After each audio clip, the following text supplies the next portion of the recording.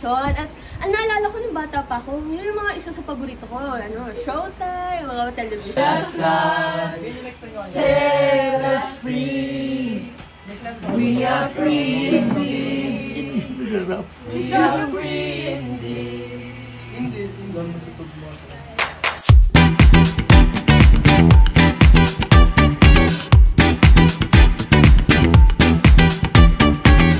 Hi, bright day everyone, and welcome to the new episode for today's video for ating Meet Your Mark podcast. And maraming salamat kasi 2 buwan na tayong magkasama. And nakakatuwa pong isipin that we already reached 1,000 streams simula nagsimula tayo noong June 15. And for the special podcast for today, inibitahan ko very special na kabataan na nakilala ko 2 years ago. So di ko na patagalin pa.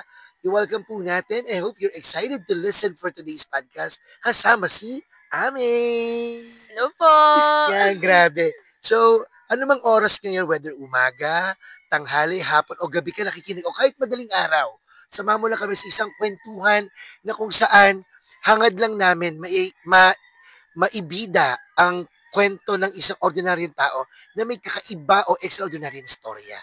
So, yun na nga, no? Ame, I know nag-guess kita last time when we talk about the difference of a Gen Z and a Gen Y. So, Yes, alam na ng kuya. madam people that you are a Gen Z. Okay? Yes. Is there something that you would like to share with them?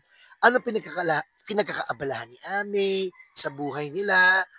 Sa buhay mo? And, yeah, how's life so far? So, hello guys! Again, I am Ame, and currently, I just turned 20, kuya, noong July. Wow. And then, syempre, turning second year college na rin as BSIT student sa FEU Tech, dun sa UBelt, Manila. And also, right now, vacation namin, and also, ayan, M-Zone, ganyan, konting part-time, and also sometimes pupunta lang sa labas, ministry, ganyan. So far, yun lang, yung pa lang naman po yung ginagawa ko. Thank you, Ame. Pero yun lang yun, madami.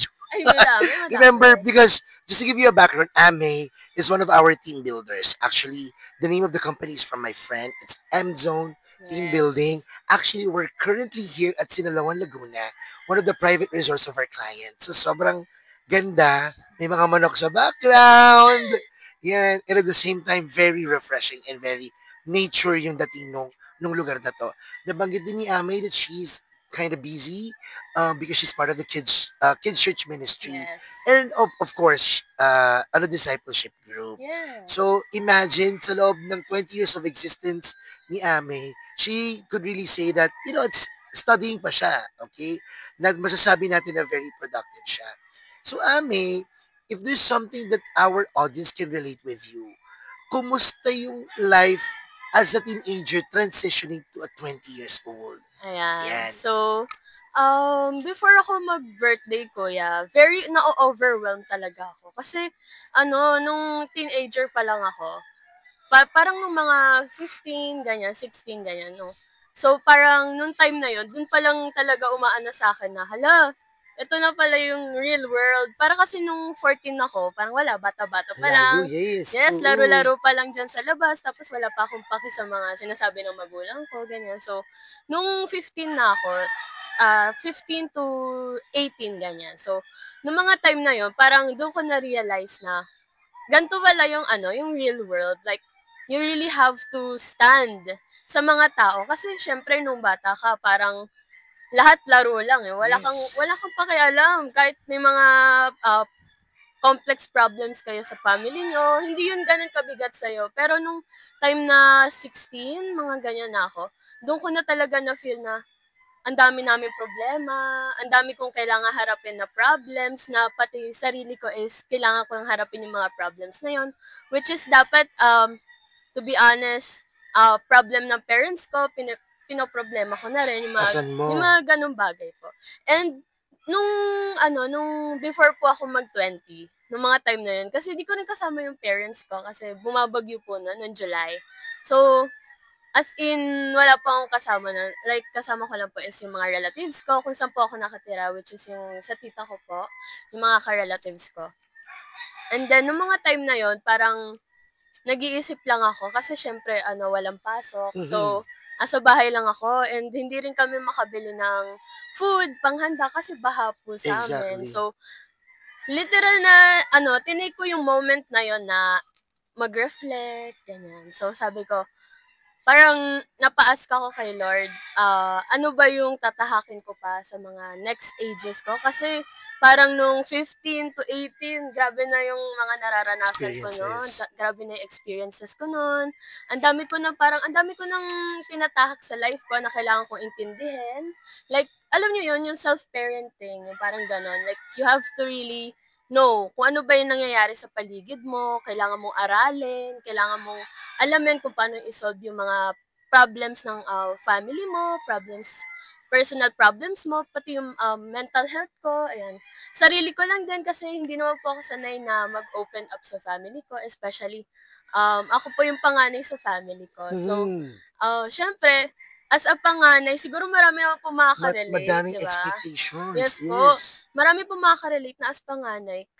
Dapat tayo yung strong, tayo dapat yung nagmo-motivate sa family natin. Tsaka yung isa pa yung parang kailangan ikaw yung inaasahan nila na magkaka-work, ikaw yung inaasahan na maging successful someday. So, nung nag-reflect ako during that time, sabi ko, hala, grabe pala yung pressure. Yes. Na nung mga 18 pa lang ako, grabe na yung pressure. Kasi actually, kuya, nung 18 ako, yun yung last time na nakita ko yung father ko. Mo. Yes. So, nung mga, pa ako, mga 16, 15, ganyan, namimit ko pa yung father ko once a year. Pero nung nag-18 na ako, parang doon ko na-feel na adult na talaga ako kasi hindi na ako minimit ng father ko. Parang okay na siya na like, na hindi kami i-meet ng family ko kasi parang matanda naman na ako. So, tingin mo parang graduate na siya yes, sa responsibilidad niya sa iyo? yes. Pero ngayon medyo nagsusustento pa naman po. Pero hindi na ganun ka-consistent. Unlike nung bata pa kami, ganyan. Siyempre, ang mindset ng mga natin, mga parent natin na kapag mga bata pa tayo, kailangan talaga provide. Pero pag nakikita na nila na may work ka, may scholarship ka, ganyan, parang okay na, kaya mo na yan, gamitin mo na lang yung scholarship mo, yung mga nakukuha mo sa works mo, ganyan, yung mga part-time mo. So, parang nung 20 na ako, kuya, parang ang bigat kasi nung time na yon wala akong handa. Hindi rin ako naalala ng father ko na birthday ko, ganyan. So, sabi ko, hala, parang nakalimutan na talaga ako. Kasi after mag-18, parang kailangan ko nang ipaalala sa kanya na, pa, birthday ko ngayon, ganyan. Pero nung time na yun, kuya, hindi na ako nagsabi sa dad ko, hindi na ako humingi ng provision, ganyan.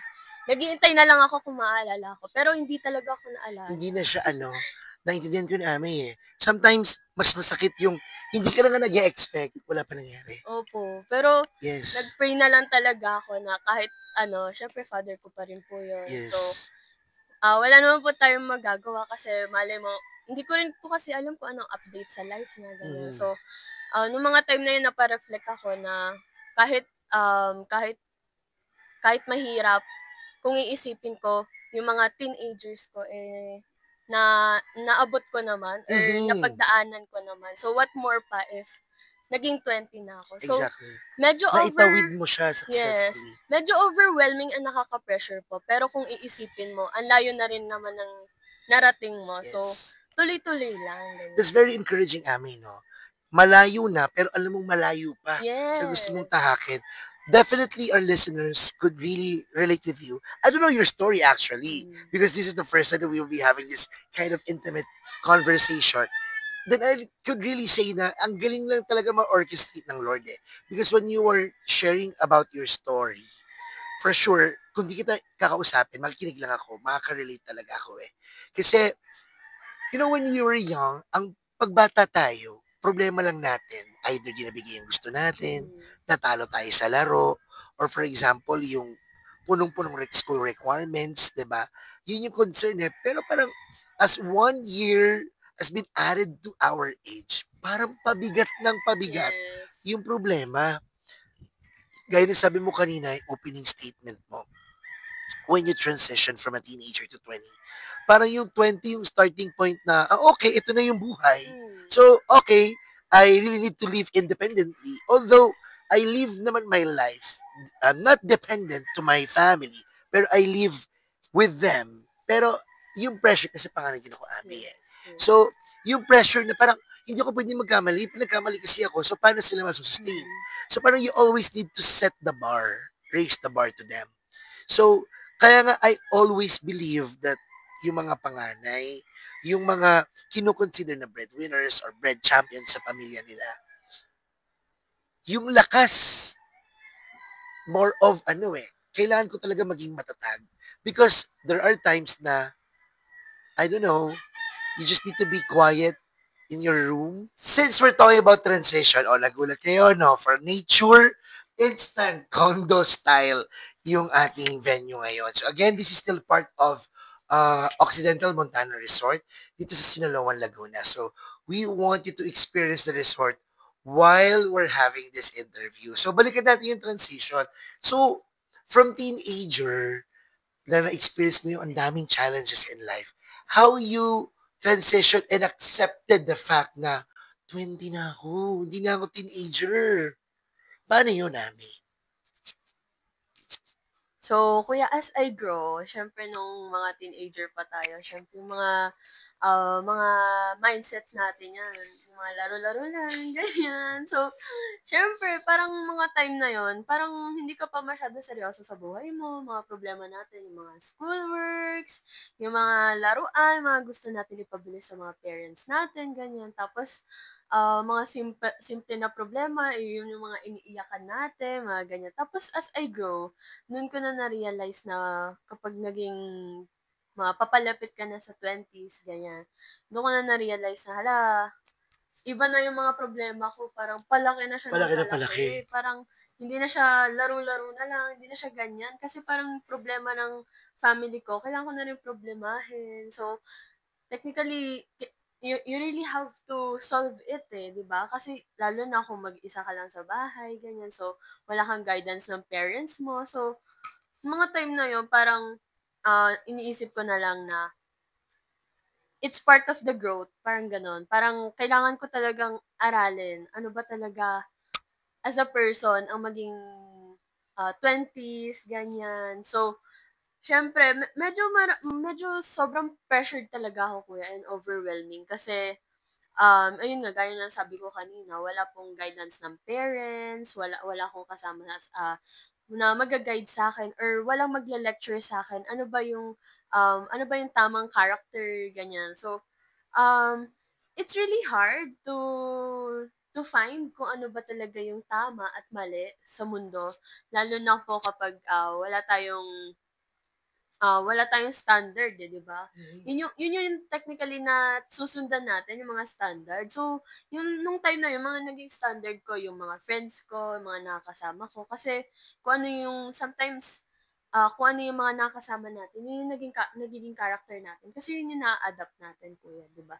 So, it's quite hard, lalo na kapag wala nga yung guidance ng parents. Kasi, self-parenting yung nangyayari. Parang, ako talaga yung nagse-search. Paano ba yung ganito? Paano ba i-solve yung ganito? Paano ba hawakan yung pera ko? Kasi yung baon ko, ako na rin yung naghahawak. So, di ba, usually, yung mga parents natin, araw-araw yan nagbibigay, ganyan.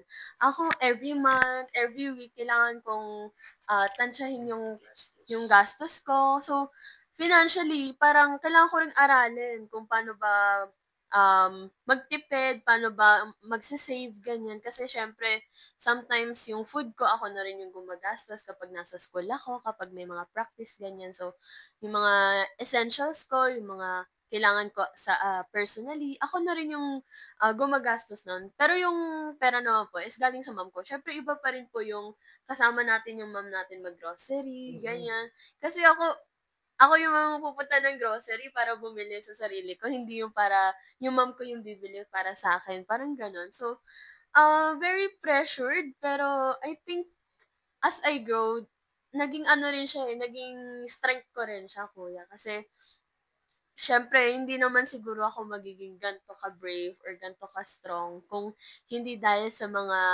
nangyari in past, ganyan. So, parang growth ko na rin siya as a person na hindi ko siya tinake na,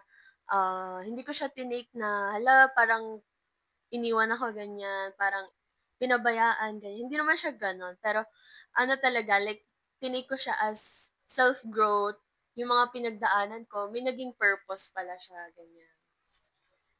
You know, Aming, it's really hard eh. At the very young age, you really need to live independently. Sabi mo, you need to budget your, kailangan mo i-budget yung pera na meron ka. And hindi ko alam kung nabanggit mo 'to, the moment I got to know you way back then na you're living in Pasig because with your tita, right? Na parang tas napakilala mo pa sa church yung kapatid mo, na nalaman ko di mo pala kasama sa bahay. So, with that scenario situation, it's really hard to live a life, lalo na kapag wala ka pa namang sariling pamilya, that you're living separately. I don't know the story behind that, pero how's your relationship with tita, growing that on that place, nag-aaral ka pa, so paano yun? I mean, how does it work on that specific family dynamics? So, at first kuya, ayun nga, nung grade 3 ako, ganyan. So, nung grade 3 ako, yun yung time na nalipat ako dito sa Pasig. Mhm. So, nung mga time na yun, syempre bata pa ako nun, wala pa akong alam sa mga nangyayari sa environment ko, ganyan. So, kung ano lang yung nakikita ko, ina-accept ko siya. Parang, okay naman 'to, ganyan. Kung ano lang yung makita ko, okey mukha naman siyang okay, wala namang problema, parang gano'n. Pero nung mga grade 4, grade 5, grade 6 na ako, yung mga time na yun, kasi sabi nung mom ko, saglit lang daw ako sa Pasig. Kasi may gagawin lang daw sila, ganyan. Pero nung na-realize ko na sobrang tagal ko na sa Pasig, parang di na ako umuwi ng hometown ko.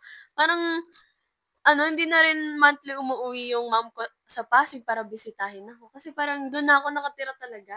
Iniwan na ako sa tita ko, ganyan. Parang, kay tita muna ako parang pinaalaga, ganyan. So, nung mga time na yun, yun dun na pala po pala nangyayari na meron na po palang difficulty na nangyayari sa family ko. Like may problema na pala, na hindi ako aware nung una, nung grade 3 ako, hindi ako aware na may family problem na pala kami. Ang alam ko lang yung dad ko nasa, ibang lugar para mag-work, yung mom ko naiwan sa Laguna para mag-work, yun yung nasa utak ko. Pero nung ano, nung mga time na yun sabi ko parang hindi na madalas kami magkita, hindi na madalas magsama kasi usually kapag may birthdays, may mga celebration, nasa isang lugar talaga kami. Pero ngayon parang nung mga time na yun nasa isip ko, ako na lang ano, parang 'pag may birthday, mom ko na lang yung umuuwi, ganyan. Yung kapag birthday ng kapatid ko, wala rin yung dad ko. So, laging absent. Sabi ko, "Parang may mali." Parang gano'n, kuya. So, nung mga time na yun, parang kailangan ko ng dun ko lang na-grasp kumbaga na ano, na meron na kaming family problem and kailangan na talaga mag-stay sa tita ko, which is yung dun pa rin ako nagle-live right now, which is yung sa Pasig nga po. So, siyempre kuya ano, nung una mahirap kasi siyempre minsan naglo-long tayo ng sarili nating family kapag may mga celebration or kahit yung simpleng pagkain nga lang po kuya, vino-value ko yun kuya kapag nasa iisang table, sabay-sabay kakain. Kasi ganun kami nung dati. So, parang hinahanap ko siya, parang hindi na sa mismong family ko, parang ibang family na yung nakakasama ko, which is yung sa tita ko. So, nung mga time na yun, siyempre kuya, minsan may inggit na ano, na part na feel ganyan. Pero, um, very thankful din po ako sa tita ko kasi hindi niya ako pinabayaan. Like, hindi niya pina-feel na very lonely ko, very outcasted ako sa family nila. Kasi na sabay-sabay pa rin naman po kami kumakain, ganyan. Nung mga bata pa po ako, sabay-sabay kami kumakain. Parang yung grocery nila, grocery din nila po ako. Tapos, as I grow, siyempre nag-iiba din yung treatment ng ano na, relatives natin kasi tumatanda na tayo. So, as I grow po, parang nung mga time na yun, siyempre ngayon po nasa U-Belt area ako. So, ang uwi ko na po mga late na ng gabi na. So, minsan nafi-feel ko parang nagdo-dorm na lang ako sa bahay ko kasi uuwi lang ako para kumain, ganyan, matulog, magpahinga, tapos hindi ko nakasabay yung mga relatives ko, hindi na ganyan. So, parang minsan nakakalimutan ko na may pamilya ako kasi parang nasanay ako na mag-isa lang ako, ganyan. Nasanay ako na mag-grow mag-isa, ganyan. So, ngayon parang ang nafi-feel ko sa sarili ko parang medyo nagiging self-centered ako kasi hindi ko naman po nakasama yung family ko nung since grade 3. So, parang ngayon, parang nasanay ako na ako lang mag-isa. So, parang minsan nakakalimutan kong kamustahin yung mga parents ko. Kasi yung naging family ko, yung mga tita ko na ganyan. So, nakakasama ko naman sila araw-araw. Pero nakalimutan ko, meron pala akong family yung family ko talaga, which is yung mom ko and yung sister ko na nasa province po right now. Pero sila ba nagkaroon ng pagkakataon na kumustahin ka? Yes po, araw-araw naman po. Pero yung mindset ko kasi, syempre, medyo, alam niyo po yun, yung school, ganyan. Nakakalimutan niyo yung mga family natin. Kasi, mag-isa nga lang po ako. Yun nga po, feel ko, nagdo-dorm lang ako, ganyan. So, ang problema ko pag uwi, yung mga kailangan ko pang submission, ganyan. So, nakakalimutan ko nang kamustahin yung parents ko, kung kumain naman sila. Kasi, di ba, kapag naman po LDR tayo sa mga parents natin, eh, minsan nagbi-video call, ganyan. Gaya na lang po nung OFW ko po na tito, ka-video call niya pa rin po yung lola ko, ganyan. So, parang nakalimutan kong mag-video call sa parents ko kasi nasanay na pala ako ako lang mag-isa. So, parang mahirap din po yun kasi, syempre, dati naglolong ka sa family, tapos parang patagal na patagal, nakakasanayan mo na mag-isa ka lang, which is dapat parang cons din siya, di ba? Very disadvantage siya for me. Yun. Pero alam mo, gusto mo lang ma-reciprocate yung provision, protection, na binibigay sa iyo ng tita mo. That's the reason why you're studying so hard. 'Di ba? Parang, I'm happy to hear that your parents still make an effort na kumustahin ka, 'di ba? Especially your mom. Sabi mo pa nga, consistent. Pero, sometimes when we are so much focused on that part, yun nga, we tend to forget na, ay, oo nga, no, may magulang pala ako nasa ibang lugar lang. Pero kung tutuusin, yung ginagawa mo naman is also still for their welfare. Kasi kailangan mo mag-aaral eh. Scholar ka. I need to study hard so that I can maintain this 100% scholarship. Because if not, mas mahihirapan yung parents ko. Mas mahihirapan yung relatives ko. Ayoko naman maging pabigat sa kanila. Diba? You know, with that being said, I could say that life is full of choices. It's your choice, Amy, that even if the situation is so hard, you still remain to have a grateful heart to your tita, no hard feelings with your parents, right? It's still a choice for your tita to accept you. Kasi for sure may mga anak pa rin siya na kailangan niya ibigay 100% yung attention. With your mom, it's a choice whether ibigay ka niya, dito ka mo niya patirahin, or samahan mo siya sa hirap ng buhay. But I don't know the story, but for sure, endorsing you sa kapag-anak, kapamilya, it's really hard. But thinking about your welfare, kapamilya naman to eh. Kamag-anak naman to eh. Diba? My daughter will be taken care of this. So life is full of choices. Choice mo sumama sa interview, choice nyo pong makinig sa amin, diba? But when we're talking about choices, what do you think is the most important decision that you made into your life? Despite of, at the very young age, you are a breadwinner, at the very young age, na-challenge na yung physical, emotional, mental health mo. At the very young age, parang kailangan, pasan-pasan mo na yung mga problema. In order for us to say that life is still beautiful, ano yung pinakamabigat na decision na ginawa mo sa buhay, pero you're not regretful of it? Ano yun, Amy? Pinakamabigat na decision, I think yung pag-hold or pagiging brave talaga. Kasi, syempre, mahirap maging panganay. Ang daming pressure, very overwhelming. Pero alam niyo yun, yung iba kasi ngayon, lalo na sa generation ng mga Gen Z right now, parang uso na yung ano, pagsuko. Alam mo yung mga ang dami ng talagang, thoughts na negative na pumapasok sa'tin kasi very ano rin yung social media ngayon, parang kakainin ka rin niya, 'di ba? Pero nung mga time na yun kuya, hindi ako sa social media nag-focus kasi parang nasanay ako before nung mga bata pa ako na vino-voice out ko yung sarili ko sa social media. Pero nag-decide ako na parang kailangan hindi ko na pinapaalam sa ibang So you tao. usually express yourself in the Yes, media. before. And then parang ngayon, nung time kasi na yun, parang na-feel ko na mas lalo akong nakakain ng social media. Mas nagiging negative lalo yung effect niya sa akin. So, napagdesisyonan ko na i-assess yung sarili ko, like ano bang meron sa akin, bakit ba ako sa social media naglalabas ng galit ko or ng sakit, ganyan. Which is dapat sarili ko lang kasi ang daming nakakaalam na very problematic yung buhay ko, ganyan. So, ang nagiging thoughts nila na ang daming problema, ganyan. Parang ang negative thoughts niya, ganyan. So, iniwasan ko yun nung bata pa ako. Tapos, nung mga time na yun, yung isa talaga sa hindi ko i-regret is yung pagiging brave and hindi pagsuko. Tapos, alam niyo yun kuya, kahit ang daming problema, tinetake mo siya as something na magiging growth mo pa rin. Na in a positive way pa rin. Na kaya nangyayari to kasi merong purpose. Parang ganon. Yun yung naging mindset ko, which is very grateful po ako. Kasi sabi ko, kahit na difficult, basta hindi ako susuko, alam ko, someday, meron siyang purpose. Merong purpose nilaan si Lord for that. Kaya natin nararanasan yung difficulties right now. So, hindi ako nag-focus sa difficulty ngayon. Nag-focus ako sa magiging process and kung ano yung process na yun, ano yung magiging outcome.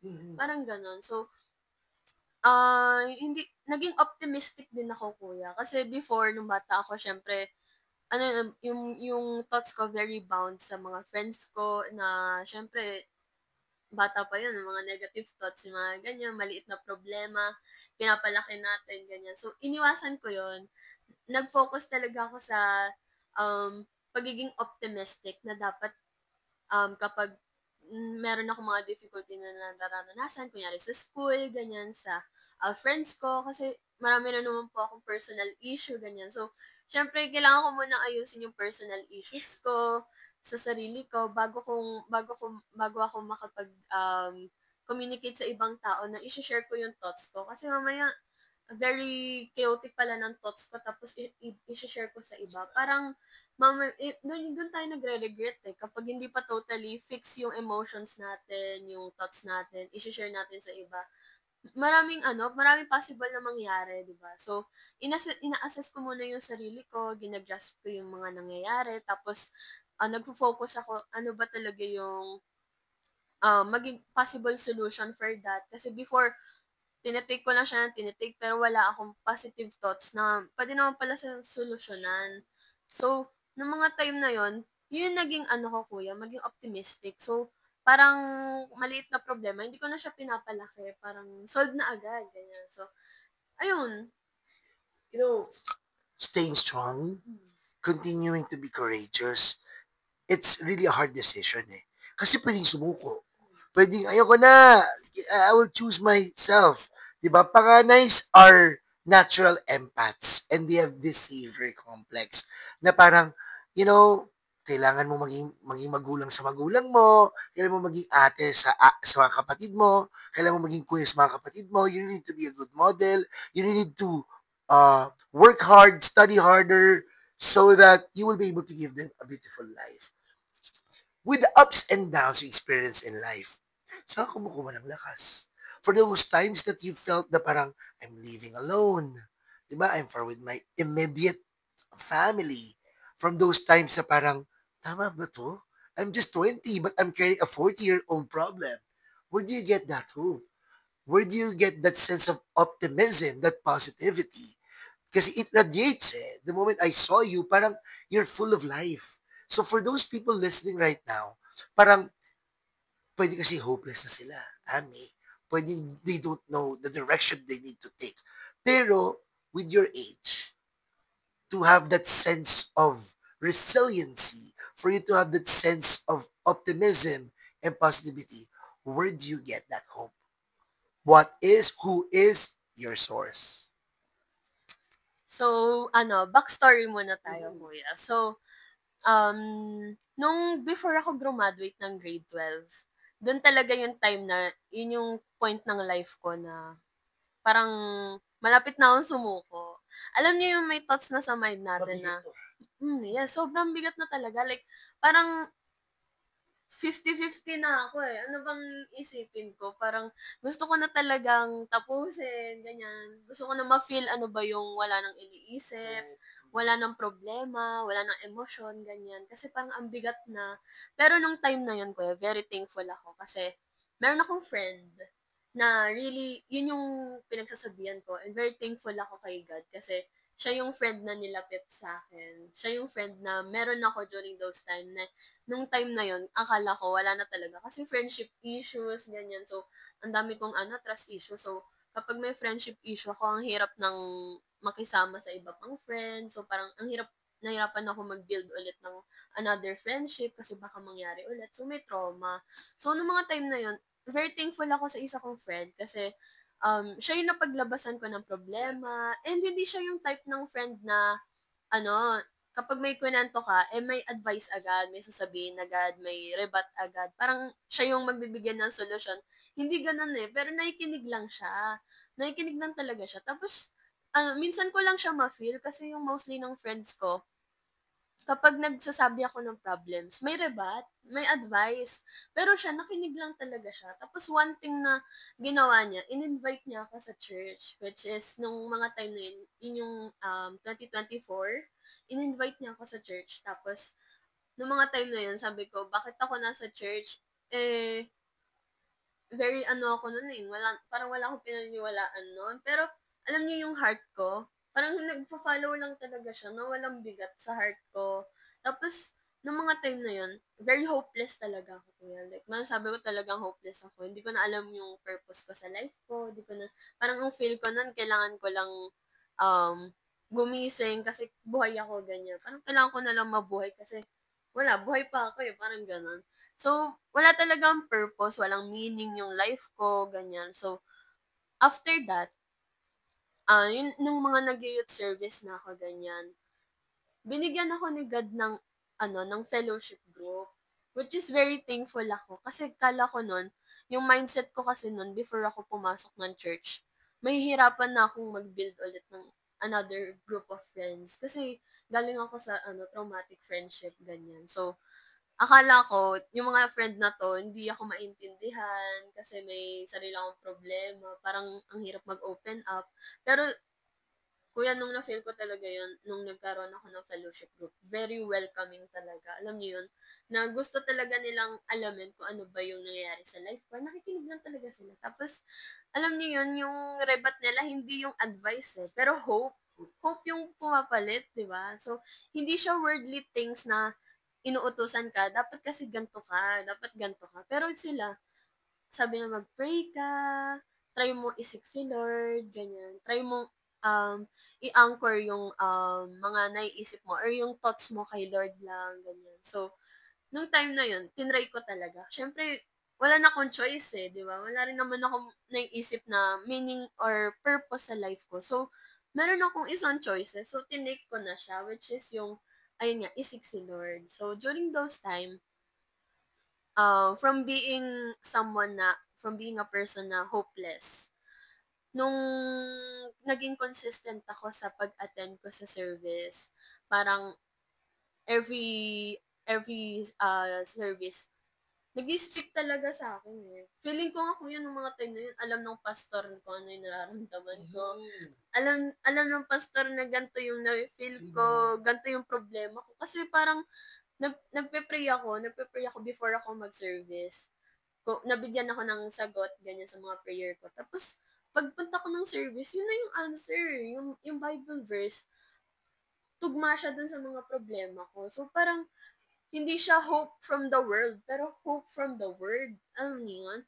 Kaya very powerful talaga, guys. Kasi, kaya right now, masabi ko na, very powerful yung word ni God. Kasi, grabe yung naging transformation. Imagine, kuya, last year lang ako na-invite sa church. Pero, as someone right now, grabe yung naging transformation. Hindi mo maiisip na 1 year lang yun. Kasi, fast siya, pero ang dami na nagbago, di ba? So, ayun, masasabi ko talaga na si Jesus Christ talaga ang nag-save sa akin.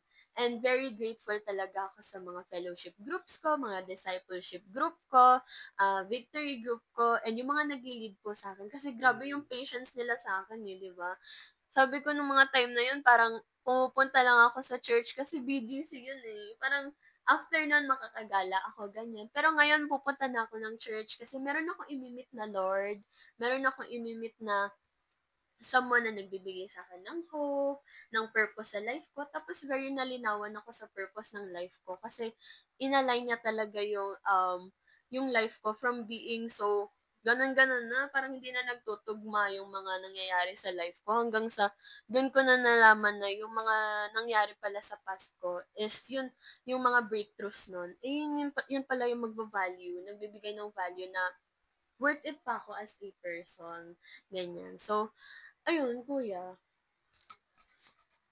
With I'm really speechless on that matter because I'm also reminiscing the part that when I'm on a situation that is really hopeless, I don't know bigla na lang darating yung isang could be a one person, it could be a situation where you feel na ay nakikita pala ako. Ay, I still matter. That's why God will always move in a very miraculous, mysterious ways na maramdaman natin that, Ami, you're seen, you're valued, and you are very, very important. Kaya your story of independence, your story of how you champion your life for your family, for your studies, for being like that, being achiever, is really encouraging that there's a deeper why a certain person is achieving, you know, doing their very best to succeed in life. Kasi hindi biro Maaring ito yung nakikita mo, tip of the iceberg. Na para si Makoy, Gina G yan. Ako si Ami, very competitive yan. But when you go deeper, may pinanghuhugutan pala yun. May pinanggagalingan pala yun. Diba?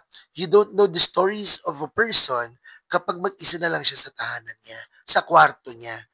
Masayahin pala siya sa harap, pero pag siya na lang, wala na siyang pakialam kahit tumulo na lahat ng uhog, luha niya sa Panginoon sa sobrang bigat ng dinadala niya.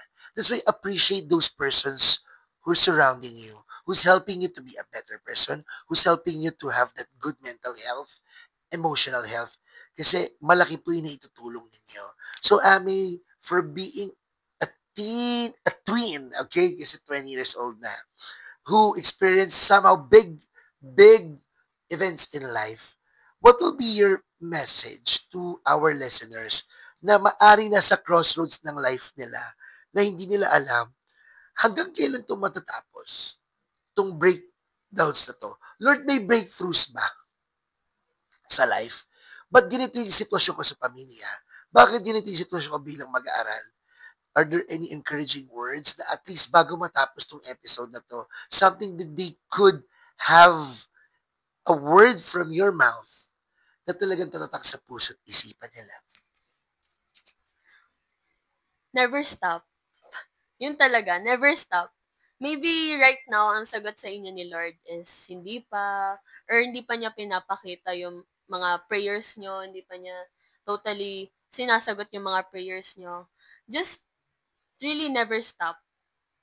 Mag-look forward kayo sa mga possible pa na pwede yung mga opportunities na i-take, ganyan. Pero, syempre, sometimes, di ba, kapag pray tayo ng pray, yun ba yun, kuya? Pray tayo ng pray, pero wala naman nangyayari, hindi pa binibigay, baka hindi talaga para sa akin, ganyan. Minsan kasi yung mga hindi pa binibigay ni Lord, hindi pa kasi right time. Baka kasi, pag binigay sa inyo, di ba, baka ika-harm nyo pa. Kasi, syempre, wala namang hindi naman naging late si Lord sa mga bagay na binibigay sa atin Meron lang talagang right time for that. So for me, ako kasi nung mga time na yun, story time lang ulit. Yung mga time na yun kasi, nung nawalan ako ng scholarship, akala ko yun, tapos na Tapos yung buhay talaga. mo. Tapos na yung buhay ko kasi yun yung pinagkukuhanan ko ng expenses, ng provision. Kuya, nung nag-enroll ako sa FEU, yun lang talaga yung school na in-applyan ko. Like, enrolled na ako doon. So, kapag wala akong scholarship, totally, mag stop ako kasi wala akong ibang in-applyan na school. So, nag-risk talaga ako, tas pinut ko talaga yung trust ko kay Lord na, Lord, kapag hindi to para sa akin, okay lang. Pero kapag para sa akin to, okay lang din, syempre. Yun talaga yun, guys. Kahit hindi yun ibigay ni Lord sa inyo, or kahit ibigay sa inyo ni Lord, dapat ang sagot natin, okay lang. Kasi mag-wait tayo. Kaya sabi ko sa inyo, never stop. Kasi maybe hindi pa right now, pero someday, baka more than that pa yung pwede ibigay ni Lord. Kasi syempre, nung mga time na yun, kuya, ang inaasahan ko lang, university scholar. So, mga 50%, 75% lang yung pwede kong kuhain. Yun lang talaga yung possible na makuha ko. Or maybe 20% nga lang eh. So, kung 70,000 yung tuition fee ko per sem, try sem po sa FEU Tech. Ang bigat niya kasi malaki pa rin babayaran mo. Pero during those time, sabi ko kahit hindi na talaga ako nagwo-worry, like 'di ba sabi ko kanina hindi na masyado nagpro-provide yung dad ko. So parang mahihirapan ako kasi unemployed yung mom ko. Tapos ako minsan lang naman ako magkaroon ng part-time work. So hindi talaga sapat and hindi rin magiging sapat yung 50% na scholarship. Hanggang sa one time nagulat na lang ako nung mga time na hindi ko na totally hinihiling kay Lord. Kasi ang hirap kapag inaagad mo si Lord eh. Kasi parang araw-araw mag-expect tayo ng tapos syempre kapag expect tayo ng expect minsan nadidisappoint tayo kasi walang nangyayari. Pero dapat i-wait lang talaga natin yung right time na ibibigay sa atin ni Lord. Kasi from hinihiling ko na 75%, naging 100% Wala scholar kang siya. binayaran? Totally, 70K yes tuition po. fee. Wow. Totally Per sem, wala. ah? Yes, A total of percent. 210 to Yes. 0. Kaya po, guys, never stop trusting the Lord. Kasi maybe yung hinihiling nyo right now, maliit pa yan para sa Diyos, di ba? Malaki pa yung kaya niyang i-offer sa inyo na hindi nyo ina-expect. Kaya sometimes, pray lang tayo ng pray. Never stop praying. Kasi si Lord, naririnig niya tayo. And maganda yung magiging sagot niyan sa atin. Hindi man natin nakikita ngayon. Pero someday, there would be an answer for our prayers. Thank you so much, Amy. Your life story is truly inspiring. So if you are listening right now, I'll tell you, your story is not yet done because God's not done with you. Thank you and God bless. God bless everyone.